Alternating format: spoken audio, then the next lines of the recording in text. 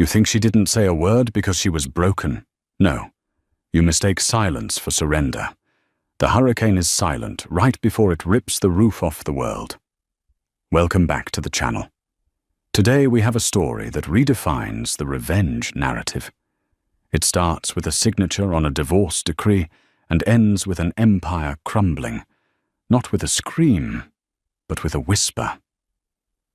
This is the story of Norabel, a woman who walked out of a marriage with nothing, only to step into a black limousine that had been waiting for her long before the ink was dry. Get comfortable. You won't guess where this is going. The heat in the city was oppressive. It was a dry, choking heat that turned the asphalt into a shimmering mirage and made the air taste like old copper. There were no clouds, no promise of rain to wash away the grime of the day. Just the relentless, unblinking eye of the sun staring down at the courthouse steps. Inside, the air conditioning hummed a low, artificial note, doing little to cool the friction in courtroom 4B. Emmerich Swanshire sat at the mahogany table, his posture a masterclass in feigned nonchalance. He checked his watch, a limited edition Patek Philippe that cost more than the house he had just successfully fought to keep. He adjusted his silk tie, the knot perfect, his jawline sharp enough to cut glass. He looked at the woman sitting across from him, Norabel. She wore a simple grey dress, linen, slightly wrinkled from the humidity outside. Her hair was pulled back in a severe bun, exposing a neck that looked too fragile to hold up the weight of the silence she carried. She hadn't spoken a word in 40 minutes. Not when Emmerich's lawyer, a shark named Vance, listed her lack of contribution to the Swanshire tech empire. Not when the judge asked if she contested the prenup that left her with practically nothing but her maiden name. She just signed. The scratch of the pen on the paper was the loudest sound in the room. "Done," Emmerich said, his voice smooth, dripping with a pity that felt more like acid. "Honestly, Nora, this is for the best. You were drowning in my world. Now you can go back to whatever it is you do. Knitting? Reading?" He chuckled, glancing at his lawyer. Norabel capped the pen. She placed it perfectly parallel to the edge of the document. She stood up. Her eyes, usually a warm hazel, were opaque, like flat stones in a dry riverbed. She looked at Emmerich, then through him, as if he were a smudge on a window pane.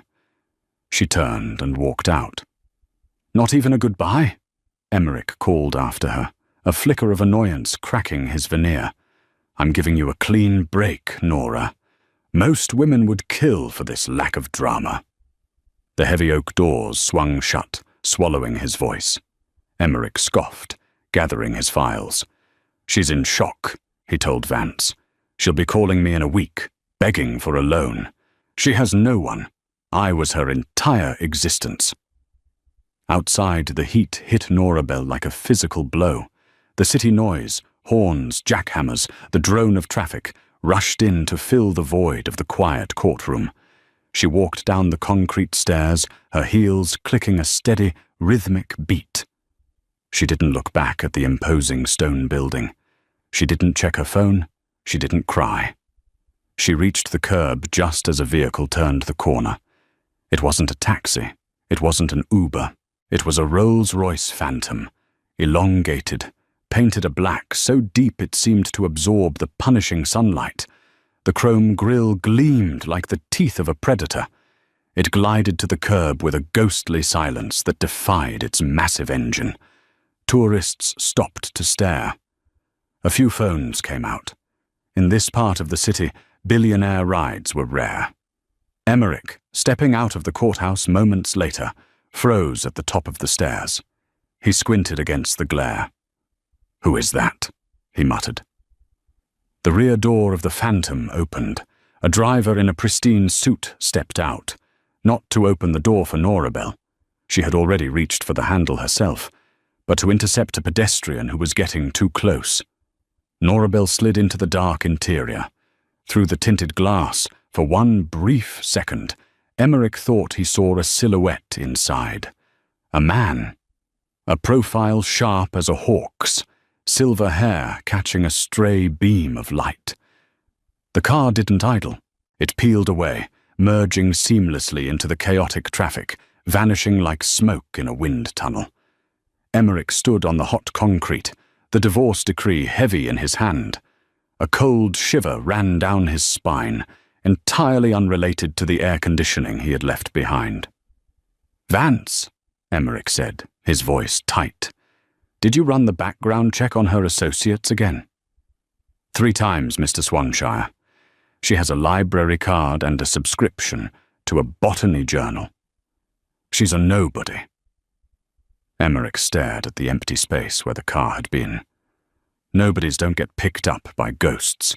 The interior of the Phantom was a sanctuary of cool air and the scent of aged leather and sandalwood. The silence here was different from the courtroom. It wasn't empty. It was heavy with intent. Hadrian Westmere sat on the opposite leather bench. He was a man etched from granite and history, his eyes the color of steel. He was 60 perhaps, but carried the vitality of a man half his age. He held a crystal tumbler of sparkling water. He didn't offer one to Norabel. He knew she hated bubbles. He pushed a bottle of still artisan water across the mahogany console toward her. "It's done?" Hadrian asked. His voice was a deep rumble, a basso profundo that commanded boardrooms across 3 continents. "Signed and sealed," Norabel said. Her voice was raspy from disuse, but strong. She picked up the water, twisting the cap with a precise, violent torque. "He thinks I'm going back to knitting." Hadrian allowed himself a rare, dry smile. Emmerich was always a man of limited imagination. That was his fatal flaw. He mistook your quiet for absence. "He mistook my work for his own," Norabel corrected, taking a long drink. She leaned back, closing her eyes for a moment. "Are the servers ready?" "Primrose has the uplink established. The relocation of the assets began the moment your pen lifted from the paper. We have a 3-hour window before he realizes the glitch in his R&D department isn't a glitch." Norabel opened her eyes. The opacity was gone, replaced by a terrifying razor-sharp intelligence. "And the Westmere merger?" Paused, pending the arrival of the chief architect. Hadrian leaned forward.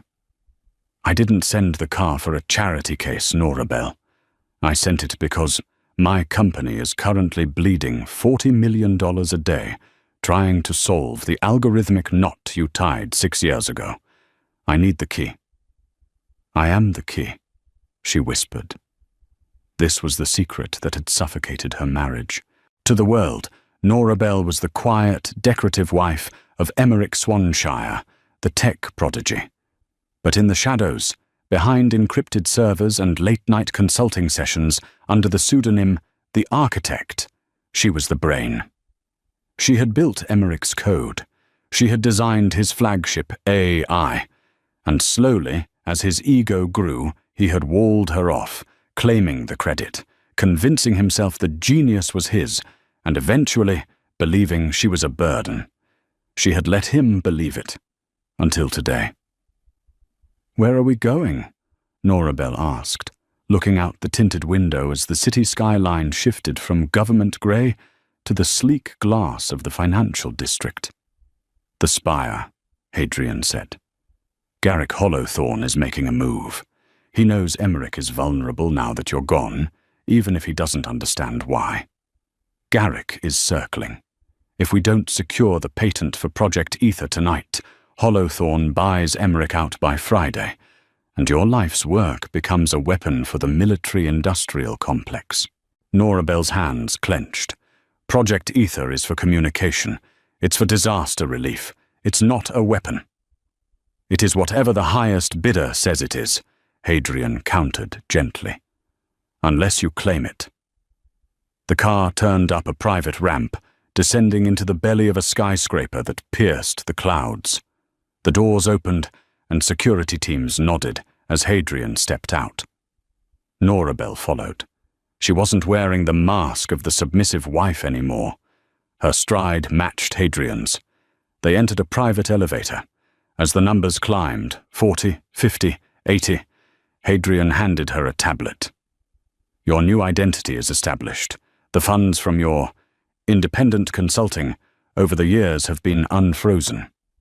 You aren't poor, Norabel. You're wealthier than Emmerich. I don't care about the money, she said, scrolling through the data streams on the screen. I care about the code. Emmerich is going to try to launch the version 4.0 update tonight to celebrate the divorce. A new beginning, he called it.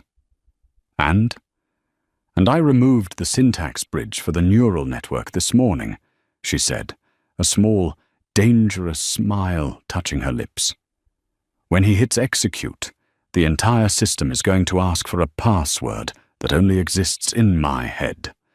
The elevator doors opened into a penthouse that looked less like a home and more like a command center. Walls of glass revealed the sprawling city below. Standing by a bank of monitors was a young woman with neon blue hair and tattoos sleeving her arms. Primrose, Norabel said warmly. The hacker spun around, grinning. Boss, you're free. We're not safe yet, Norabel said, throwing her bag onto a velvet sofa. Connect me to the Swanshire mainframe. Let's see what my ex-husband is doing. Emmerich Swanshire felt electric. The champagne in his hand was vintage.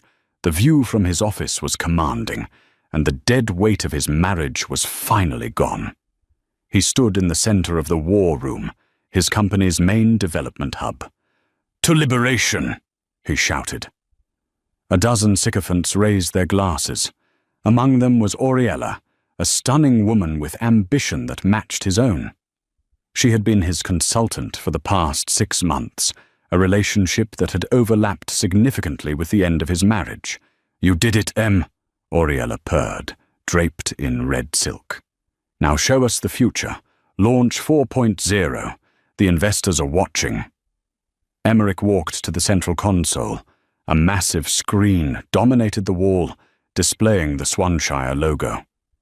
Ladies and gentlemen, Emmerich announced, his voice booming for the live stream cameras set up in the corner. For years I have carried this company. I have dragged us into the future.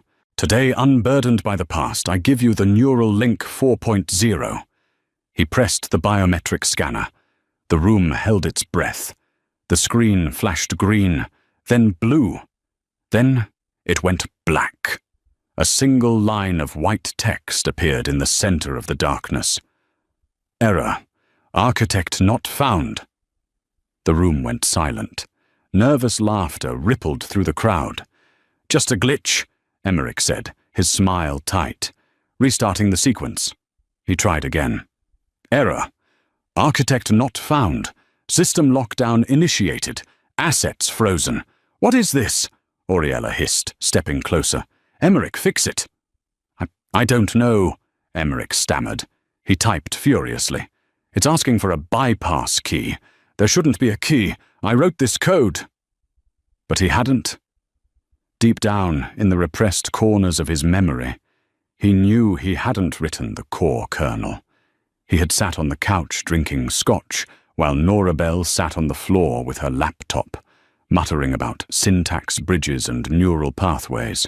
He had taken her notes, handed them to his engineers, and claimed them. He had forgotten that she didn't just write the code. She was the code.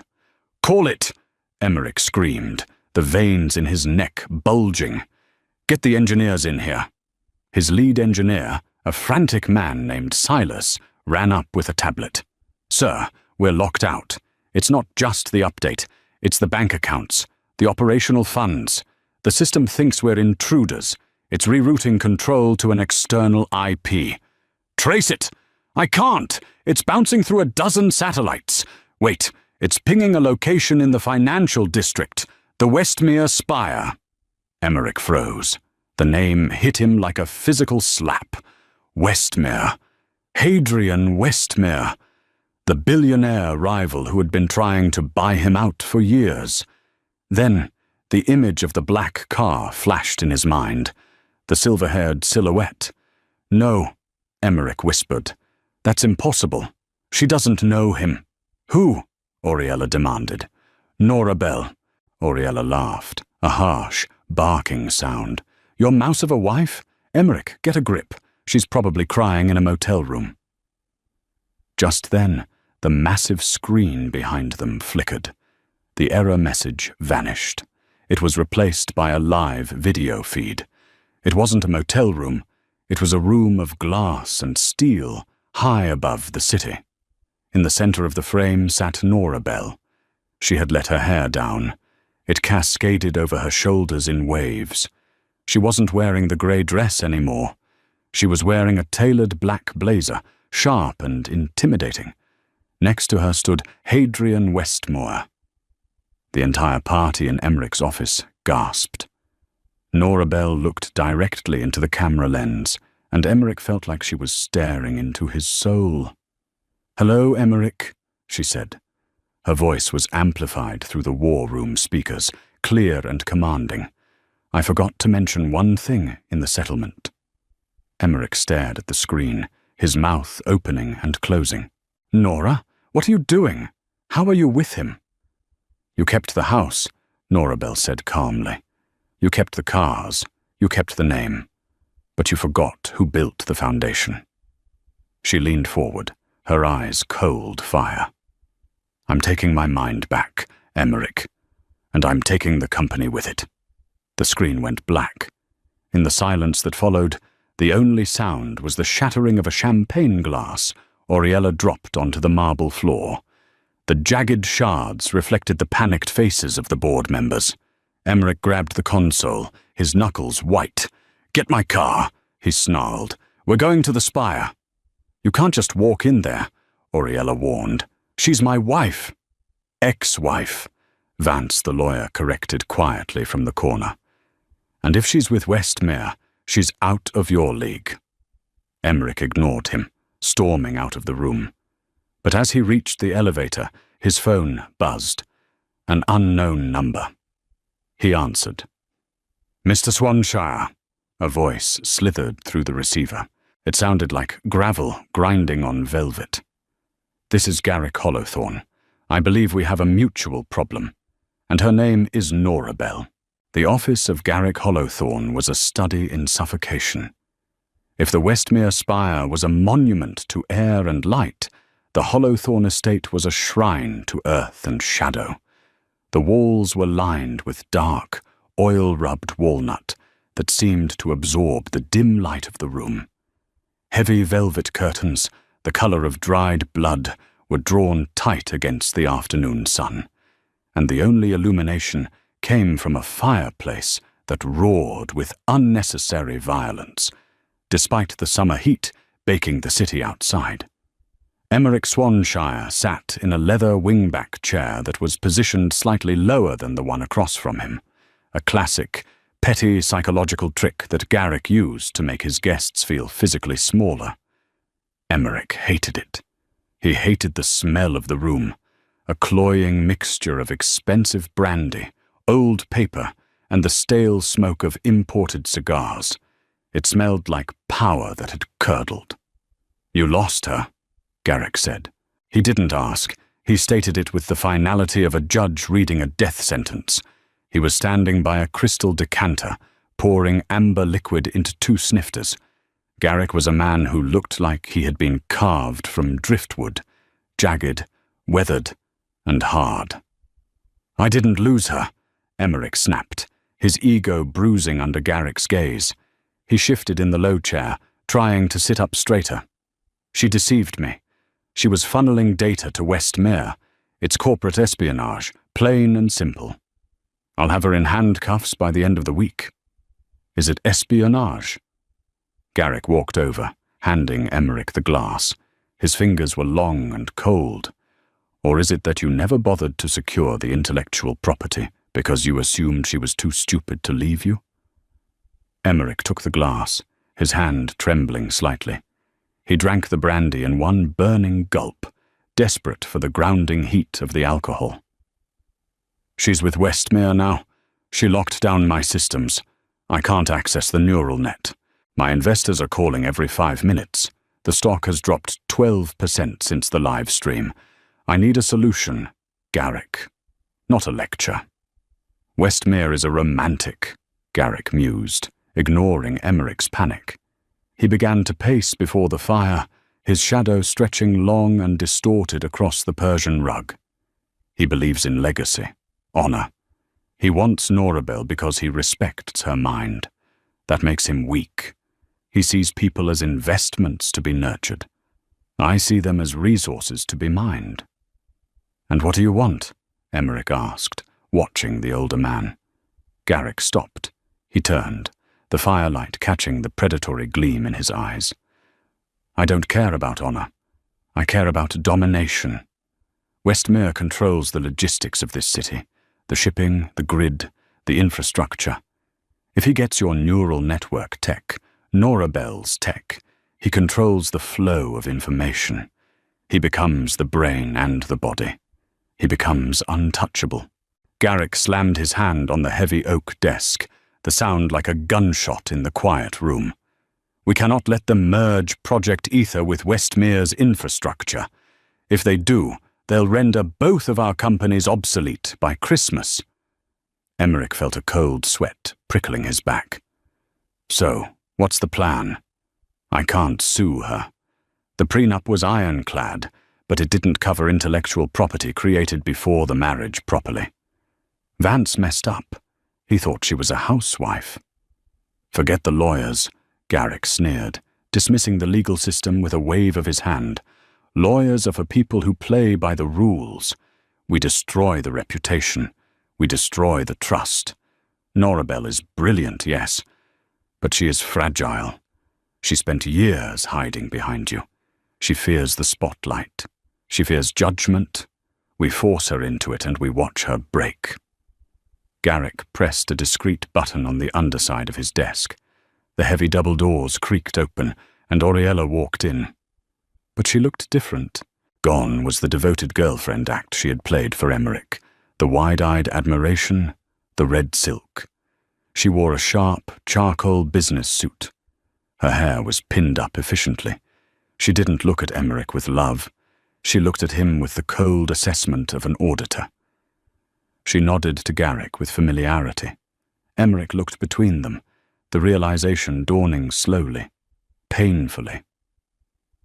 "You know each other?" "Oriella has been on my payroll for 3 years, Garrick said casually, as if discussing the weather. "She was the one who suggested you divorce Norabel, wasn't she? She whispered in your ear that you deserved better, that you were the genius." Emmerich stood up, knocking his chair over with a crash. "You played me. You orchestrated my divorce." "I optimized you," Oriella said, her voice devoid of affection, sharp as a scalpel. "You were stagnant, Emmerich. You were resting on your laurels, letting your wife do the heavy lifting while you drank champagne." Garrick needed the Swanshire tech to be vulnerable. "We needed Norabel out of the way to seize the assets. We just underestimated her exit strategy." "Sit down, Emmerich," Garrick commanded. "You can be angry later. Right now, you can be useful." Garrick spread a large blueprint on the desk. "Tomorrow night, the Westmere Foundation hosts the Solstice Gala. It's the event of the season. Hadrian plans to introduce Norabel as his new partner. He plans to unveil Project Ether to the world." "And?" Emmerich asked, feeling like a pawn in a game he didn't understand, his anger warring with his desperation to survive. "And," Garrick smiled, showing too many teeth, "we're going to prove that the code she wrote was stolen. From me." "But it wasn't," Emmerich frowned, confused. "She wrote it. I saw her." "Truth is irrelevant, Emmerich. Only perception matters. We will plant the evidence. We will destroy her credibility in front of the world's press. And when Westmere sees she is a liability, a thief, a fraud, He will drop her to save his own reputation, and she will come crawling back to you to unlock your system, just to make the pain stop. Emmerich looked at the fire. He thought of Norabel's face in the courtroom. The silence. Then he thought of her on the screen, powerful, untouchable, claiming she was taking her mind back. He wanted that power back. He wanted to own it. He wanted to break her back down into the quiet thing she used to be. "Do it," Emmerich whispered. High above the city, the atmosphere in the Westmere penthouse was electric, with a different kind of intensity. It was 3 a.m., the hour of wolves and creators, but no one was sleeping. Norabel stood before a massive holographic interface that dominated the center of the room. She was conducting a symphony of light. Her hands moved through the air, manipulating three-dimensional lines of code that floated around her like complex fractals of logic and data. For the first time in a decade, she wasn't hiding her work in a basement or disguising it as Emmerich's vision. She was painting with pure thought. Hadrian sat on a stool nearby, a mug of black coffee in his hand, watching her. He wasn't interfering. He knew better than to interrupt a genius in the flow state. He watched the way her eyes darted across the floating syntax, the confidence in her posture that had been absent just hours ago. "The architecture is beautiful," Rhiannon said. She was an older woman, a legendary cryptographer who had worked with Hadrian for 30 years. She walked with a cane, but her mind was sharp as a diamond drill. She stood by the console, interpreting the data stream. "You've created a self-healing network. It mimics the human nervous system. If one node goes down, the others compensate instantly." "It's not just self-healing," Norabel murmured, swiping a cluster of angry red code to the side and replacing it with a soothing stream of gold. "It's empathetic. Project Ether learns from the stress levels of the users. In a disaster, an earthquake, a flood, it prioritizes the most panic-stricken signals. It finds the people who are too scared to speak." "Like you were," Hadrian said softly. Norabel paused. Her hand hovered in the air. The hologram froze, bathing her face in a golden glow. She lowered her hand and turned to him. "I wasn't scared to speak, Hadrian. I was scared that if I spoke, I would destroy the only person I thought loved me. I made myself small so he could feel big." "Emmerich didn't love you, Nora," Primrose called out from the server rack, where she was rerouting cables. She popped a stick of gum. "He loved the reflection of himself he saw in your eyes. He loved the battery, not the machine." "I know that now," Norabel said. She walked over to the floor-to-ceiling window, looking out at the glittering city lights. Somewhere out there, Emmerich was plotting. She could feel it in her bones. But old habits die hard. I keep waiting for him to walk in and tell me I'm doing it wrong, to tell me I'm too emotional to be logical. Hadrian joined her at the window. "That is why tomorrow night is crucial.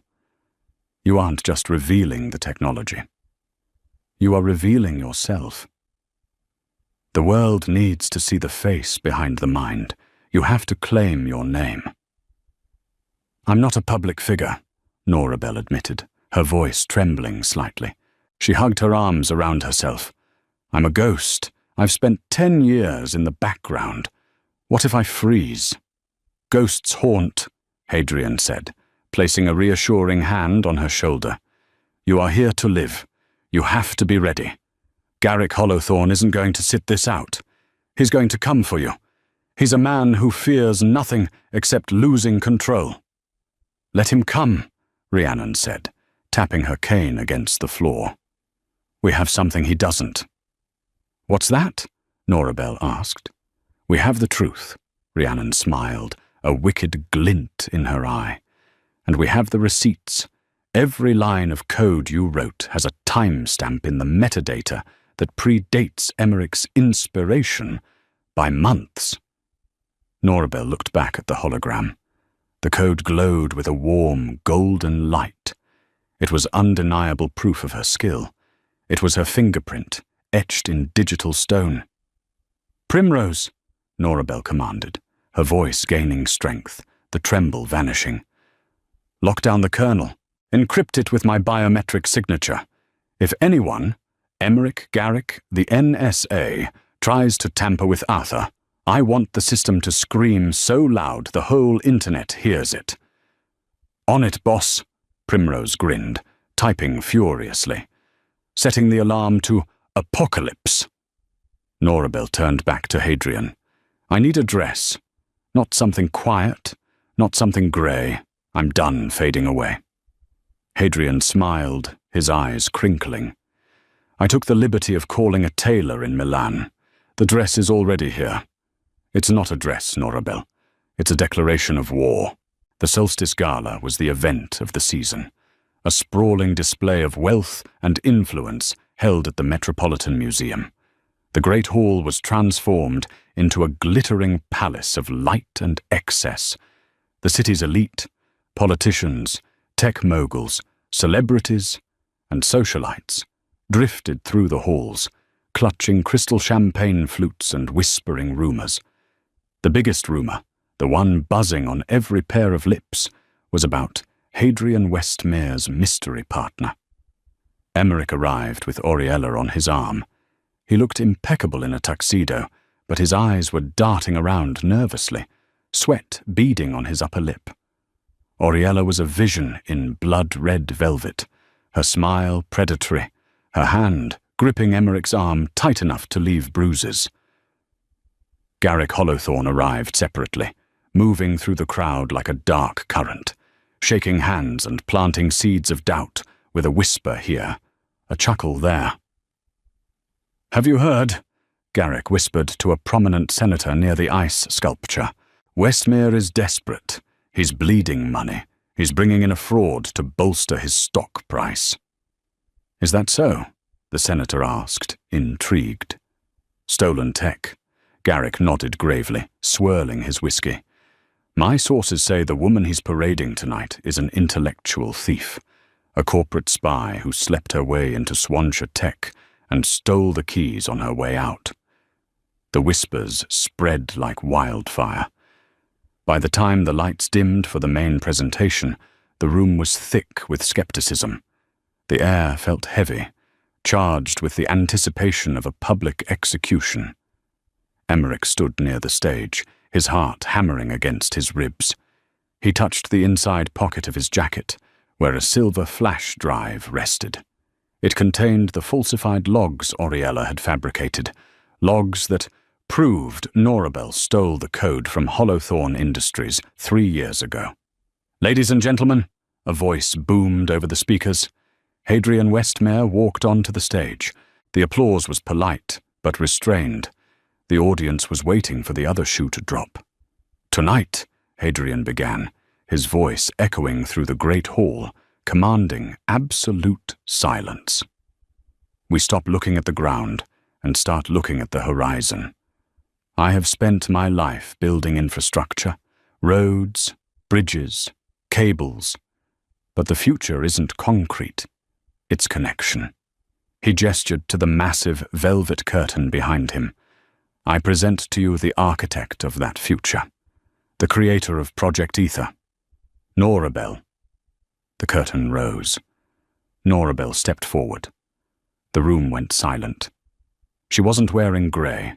She wasn't wearing the clothes of a victim. She was wearing gold.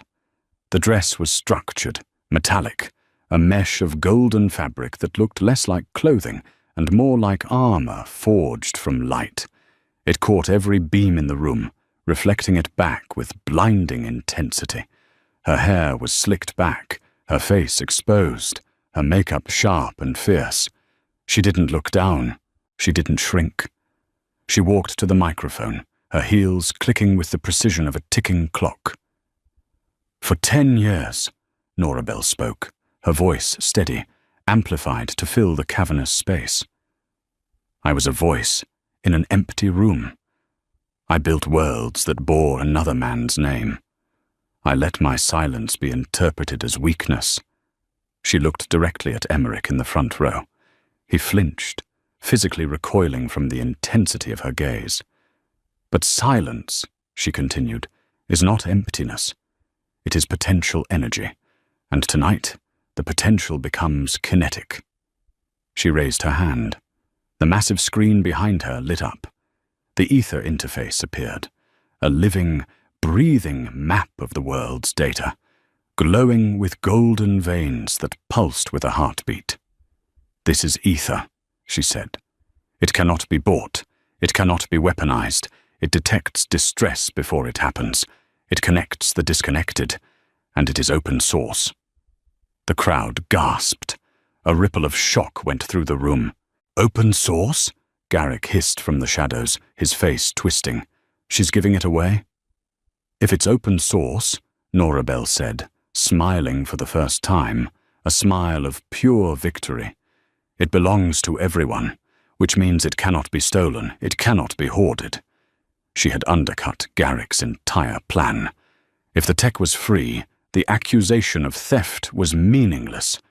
You cannot steal what is given freely to the world. But Emmerich, fueled by jealousy and Auriella's whispering poison, panicked. He wasn't thinking about strategy anymore. He was thinking about his own vanishing relevance. He jumped onto the steps of the stage, his face red. "Liar!" Emmerich shouted. The crowd turned. Cameras flashed blindingly, capturing his outburst. "She's a fraud!" Emmerich yelled, pulling the flash drive from his pocket and waving it like a weapon. "This code belongs to Swanshire Tech. She stole it from my servers before she left. I have the logs. She's a thief!" Norabel looked down at him. She didn't look angry. She didn't look scared. She looked disappointed. "Emmerich," she said into the mic, her voice calm against his hysteria, "you don't even know how to read the logs." "I have proof!" Emmerich screamed, sweat flying. "Garrick Hollowthorne can verify it. It's his proprietary algorithm she modified. He told me." Garrick froze in the shadows. Emmerich had just implicated him publicly. The plan was for Garrick to remain the silent victim, not for Emmerich to scream his name like a co-conspirator in a grand conspiracy. "Hollowthorne?" Norabel asked, arching an eyebrow. She looked at the tech booth. "Primrose, play the tape." On the giant screen, the beautiful ether map vanished. It was replaced by a video feed. It was a recording. Grainy, black and white, but unmistakable. It showed Emmerich's office from 2 days ago. It showed Auriella handing Emmerich the flash drive. Auriella, on screen. "Plant this. It has the fabricated timestamps. Garrick wants her ruined. He needs the patent. Emmerich, on screen. As long as I get my company back, I don't care what happens to her. Destroy her." The room erupted. The gasp was so loud it sucked the air out of the hall.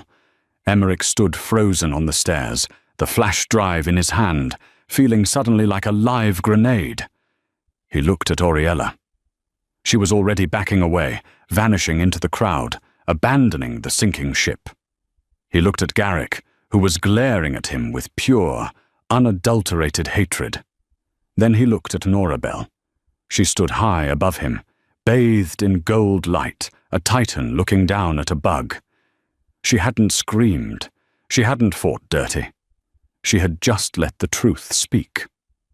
"Go home, Emmerich," Norabel said softly, but the microphone carried it to everyone. "It's over." Security guards moved in, gently escorting a stunned, stumbling Emmerich off the stage. The applause that started then was not polite. It was thunderous, a wave of sound that shook the floor. Norabel looked at Hadrian, who was clapping the loudest, his eyes shining with pride. She had won. Or so she thought. Suddenly, the lights in the museum flickered. The golden map on the screen turned a violent, blood red. A screeching noise tore through the speakers, covering the applause. Primrose's voice came over Norabel's earpiece, panicked and breathless. "Boss! Someone's manually overriding the system. It's not a hack, it's a hardware breach. They're physically at the spire." Norabel's blood ran cold. Garrick hadn't just relied on the gala. It was a distraction. While they were here, his team was breaking into the Westmere servers to destroy the source code physically. She looked at Hadrian. "We have to go. Now." The ride back to the Westmere spire was a blur of neon lights and adrenaline, a stark contrast to the smooth, silent glide that had carried Norabel away from the courthouse just days ago. The Rolls-Royce Phantom, usually a vessel of calm, now tore through the city streets, its massive engine roaring as the driver disregarded speed limits, weaving through the late-night traffic with terrified precision. Inside the cabin, the air was thick with tension. Hadrian was on the secure phone, barking orders to his security team, but the line was dead. Static hissed in the receiver. "Jamming signal," Hadrian growled, tossing the phone onto the leather seat. His face was grim, lit intermittently by the passing street lamps. Hollowthorne isn't playing corporate games anymore. He's brought a military-grade jammer to the financial district. This is a raid. Norabel sat with her laptop open on her knees, the golden dress shimmering incongruously in the dark car, the armor of a queen heading into a street fight. Her fingers flew across the keys, her eyes scanning streams of cascading red text that flowed like arterial blood across the screen. "They've cut the hard lines," Norabel said, her voice tight but steady. "They aren't trying to steal ether, Hadrian. They know they can't sell it now that I've declared it open source. They're trying to delete it. They want to scorch the earth so no one can have it. If they wipe the core servers before the decentralized upload completes, the code dies." Garrick knows he can't compete with a free world, Hadrian realized, checking the magazine of a matte black pistol he had retrieved from a hidden compartment. If he can't monetize it, he kills it. "Primrose is still inside," Norabel said, looking up, fear flickering in her hazel eyes for the first time. "She's trying to hold the firewall, but the breach is physical. They're at the server room door. She's not a soldier, Hadrian." The car screeched to a halt in the underground garage of the spire. The usual polished concrete silence was broken by the sound of shouting. The security station was empty, the glass shattered. In the shadows of the pillars, men in dark tactical gear, Hollowthorne's private mercenaries, were setting up a perimeter. "Stay in the car," Hadrian commanded, his hand on the door handle. Norabel grabbed his arm, her grip surprisingly strong. "No. This isn't a gunfight, Hadrian. It's a logic puzzle. If they breach the server room, they'll use an electromagnetic pulse to wipe the drives. I need to trigger the failsafe manually." "The failsafe is in the penthouse," Hadrian argued. "That's 40 floors up, and the elevators are likely locked. Then we take the service lift. It runs on a separate grid. I wrote the override code for the building management system myself." She looked at him, her gaze steel. "I am not waiting in the car anymore. Never again." Hadrian looked at her, seeing the transformation complete. The woman who had signed the divorce papers in silence was gone. In her place was a partner. He nodded once. They moved toward the service elevator, sticking to the shadows. Hadrian moved with the grace of a man who had seen combat long before he saw boardrooms, disarming a guard at the elevator bank with a swift, brutal motion that made Norabel flinch but not look away. He took the man's keycard. They shot upwards. The elevator hummed, rattling slightly, oblivious to the violence below. "Why?" Norabel asked in the quiet of the lift, watching the floor numbers climb. "Why risk your life for this code? You're a billionaire. You could retire. You didn't have to help me." Hadrian kept his eyes on the doors. My daughter died in a flood 10 years ago, Norabel. The rescue teams couldn't communicate because the cell towers were overloaded. The grid went down. She was trapped for 6 hours, waiting for a signal that never came. He looked at her, and the granite facade of his face cracked, revealing a decade of grief. If ether had existed then, if that neural net had been active, finding the silence amidst the noise, she might have lived. This isn't business for me. It's penance. Norabel looked at him, her heart aching. She understood then that his silence was just as loud as hers. They were both building bridges over the chasms of their pasts. The doors pinged open at the 80th floor. The penthouse was chaos. The pristine glass walls were shattered. The beautiful holographic displays were flickering and dying. Standing by the main console, surrounded by the wreckage of the war room, was Garrick Hollowthorne himself. He was flanked by 2 large men with rifles, and on the floor, handcuffed to a radiator, was Primrose. Her neon hair was messy, and she was nursing a bleeding lip, but her eyes were defiant. "So the belle of the ball returns," Garrick sneered, turning to face them. He held a device in his hand, a dead man switch connected to a large, humming black box sitting on top of the main server rack, an EMP generator. "I told you, Norabel. You should have stayed in the shadows." "Let her go, Garrick," Hadrian said, his voice calm, leveling his weapon at the older man. "Tut tut," Garrick wagged a finger. "You shoot me, I drop this switch.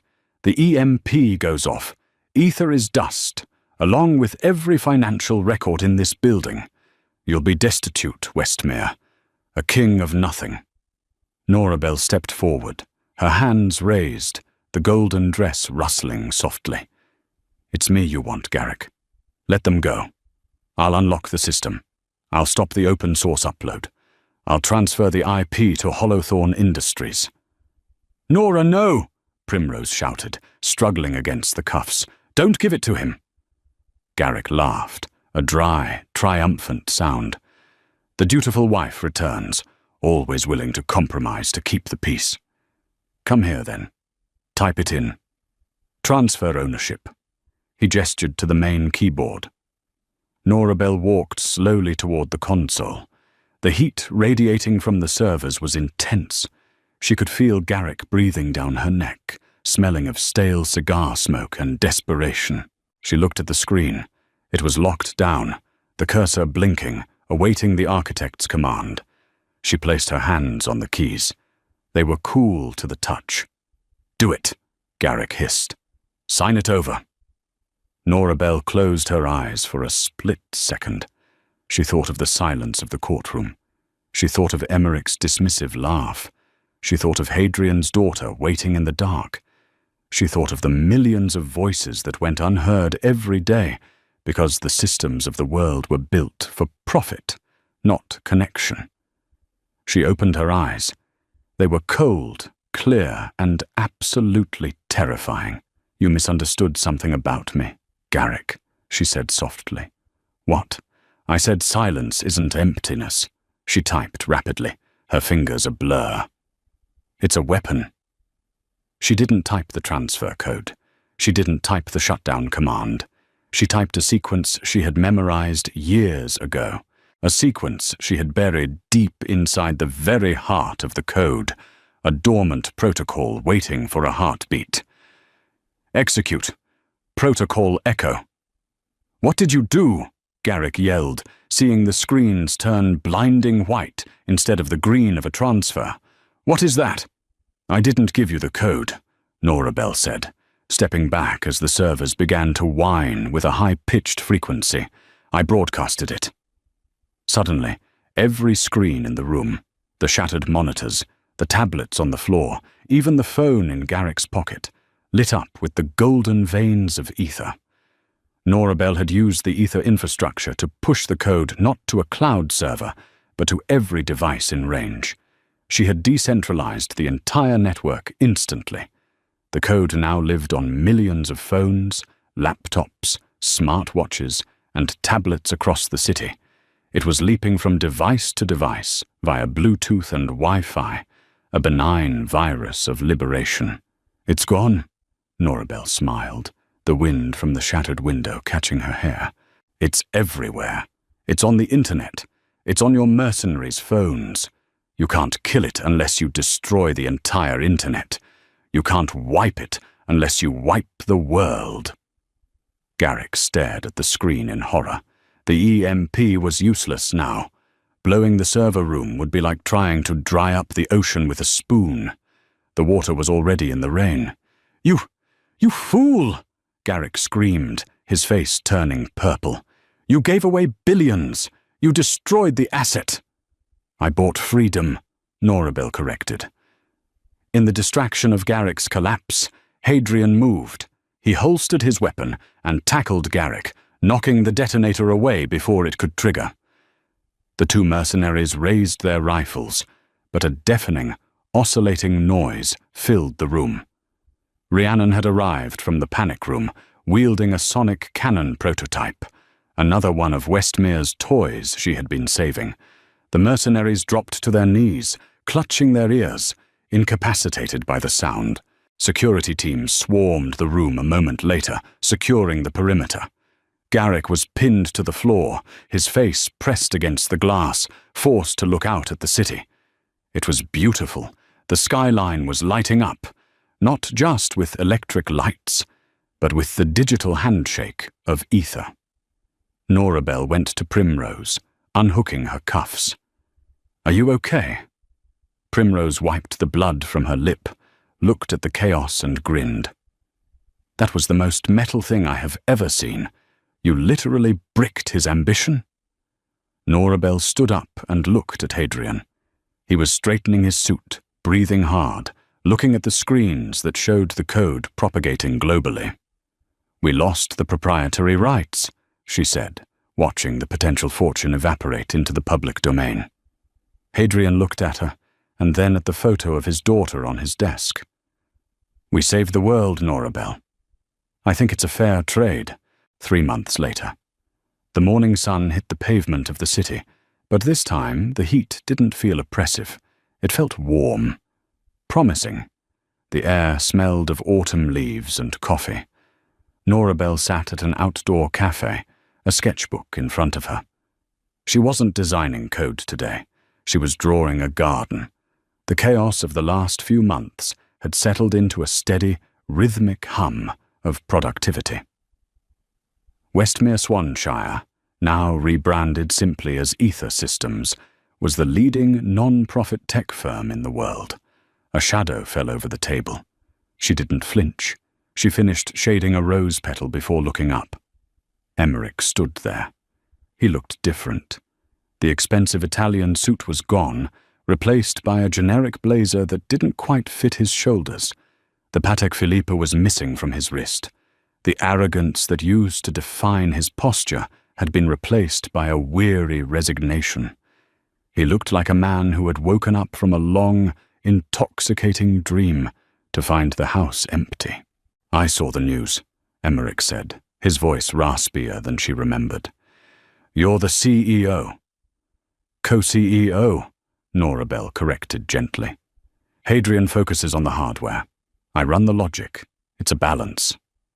Emmerich nodded, looking at his shoes. He pulled out a chair but didn't sit. He waited for permission, a reversal of roles that wasn't lost on either of them. "Sit, Emmerich," she said. He sat. He looked at the sketchbook. "I always hated when you did that. I thought it was a waste of time." "I know," Norabel said. "But gardens grow, Emmerich.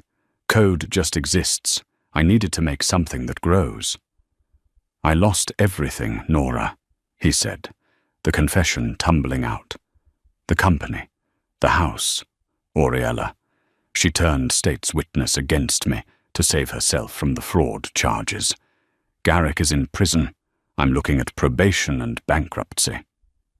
"I know," Norabel said quietly. She didn't offer pity. She simply acknowledged the facts. "I came to ask." Emmerich hesitated, his hands clasping together on the table. "Why didn't you destroy me? You could have pressed charges for the years of emotional abuse. You could have buried me under lawsuits. You could have left me with nothing but a jail cell." Norabel took a sip of her tea. She looked at him, searching for the anger she used to feel. It was gone. It had burned up in the fire of her own resurrection. "Because I don't care enough to destroy you, Emmerich," she said honestly. "Hate takes energy. It takes space in the hard drive. I'm using my energy for other things now. Destroying you would mean keeping you in my life. And I have evicted you." She reached into her bag and pulled out a small, cream-colored envelope. She slid it across the table. "What is this?" Emmerich asked, eyeing it warily. "A recommendation letter," Norabel said, "for a teaching position at the City Community College. They need a basic coding instructor. You were always good at the basics, Emmerich.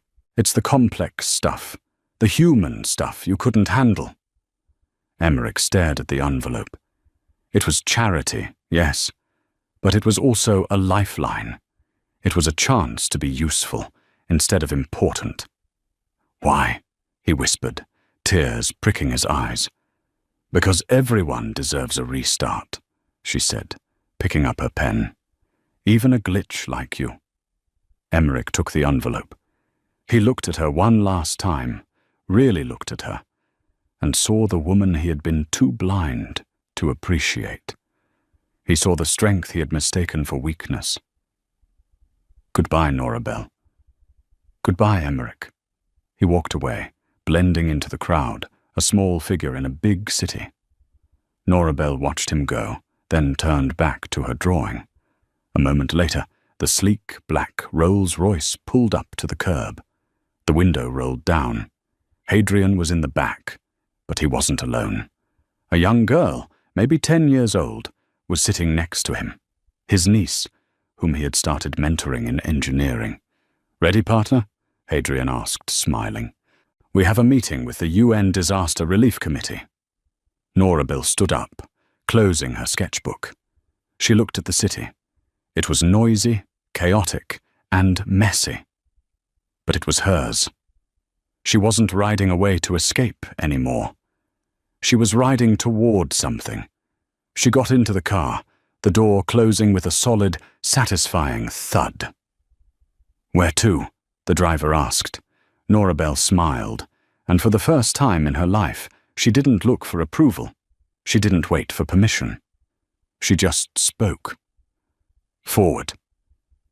The car glided into the traffic, disappearing into the bright, endless stream of the future. And that, my friends, is how you leave a toxic past behind. Norabel didn't just leave Emmerich. She outgrew him. She didn't just find a billionaire. She found her voice. The silence wasn't weakness. It was the deep breath before the plunge. In a world that constantly tells you to scream to be heard, sometimes the most powerful move is to simply build something so undeniable that it speaks for itself. If you enjoyed Norabel's journey from silence to gold, hit that like button. It really helps the channel grow. Share this story with someone who needs a reminder of their own worth.